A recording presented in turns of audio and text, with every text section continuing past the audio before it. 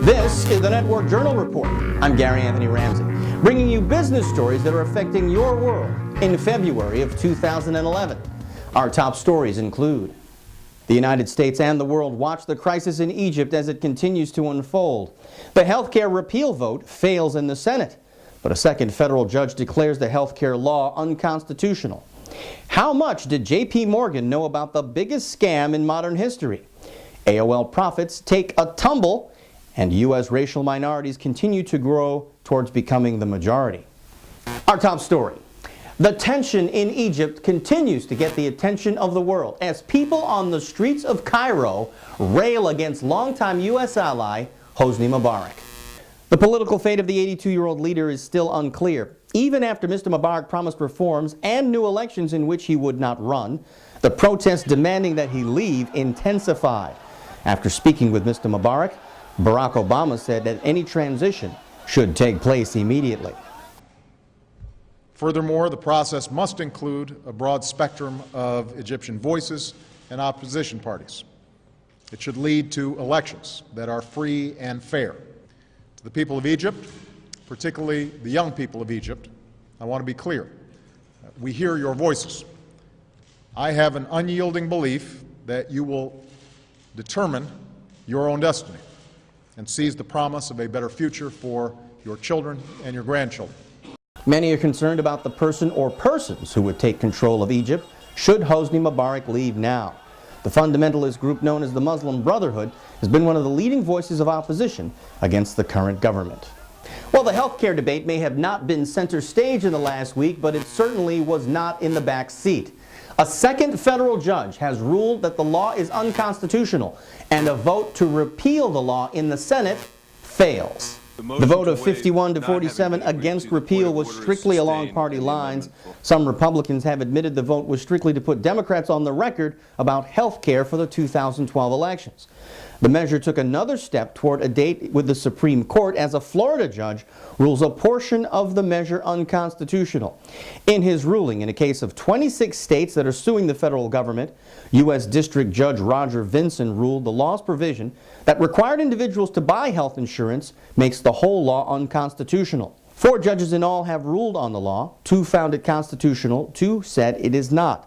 The administration has yet to sign a waiver that would fast-track the cases to the Supreme Court. Well, the Dow Jones hits the 12,000 mark for the first time since 2008. But overall, it is still mixed news for the economy. Uncertainty about Egypt did little to sway investors as stocks drifted, but kept the Dow overall numbers intact on Wall Street. But on Main Street, jobs are still hard to come by. Only 36,000 new jobs were added to the U.S. economy in January. While unemployment has dropped to 9%, experts say that's due in part to people giving up on the job market altogether. Some good news, as the private sector's contribution to new jobs is up by an average of 25,000. Well, a month after most of the nation celebrated the birth of Dr. Martin Luther King Jr., now comes word that one of his sons is hoping to own a piece of the national pastime.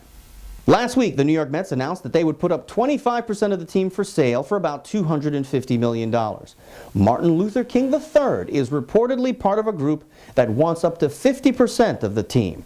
That's apparently more than the team's owners are willing to part with, but if the deal goes through, King would be the first African-American owner of a major league mainstream baseball team. The Mets are trying to raise cash to compensate for a lawsuit brought by victims of the Bernie Madoff swindle. The Mets are accused of enabling Madoff in the bilking of billions of dollars from people for investments that did not exist. Well, one of the country's largest banks is accused of doing the exact same thing in the latest round of those Madoff victim lawsuits. Court documents indicate that J.P. Morgan Chase continued to do business with the soon-to-be convicted swindler, even though senior executives were suspicious that many of Madoff's investment portfolios were bogus.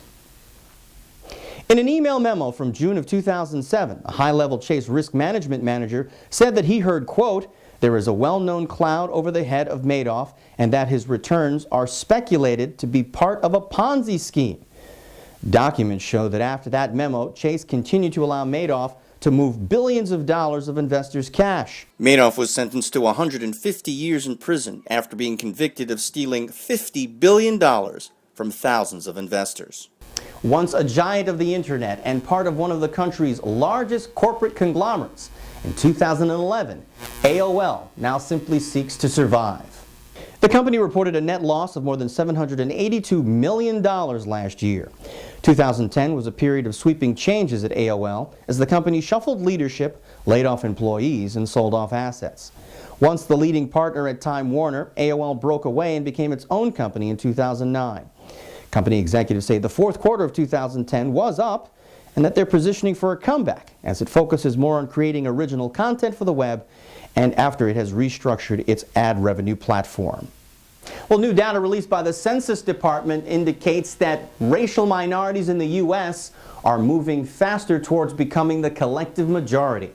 Those groups led by Hispanics accounted for 85% of the population growth in the U.S. over the last 10 years.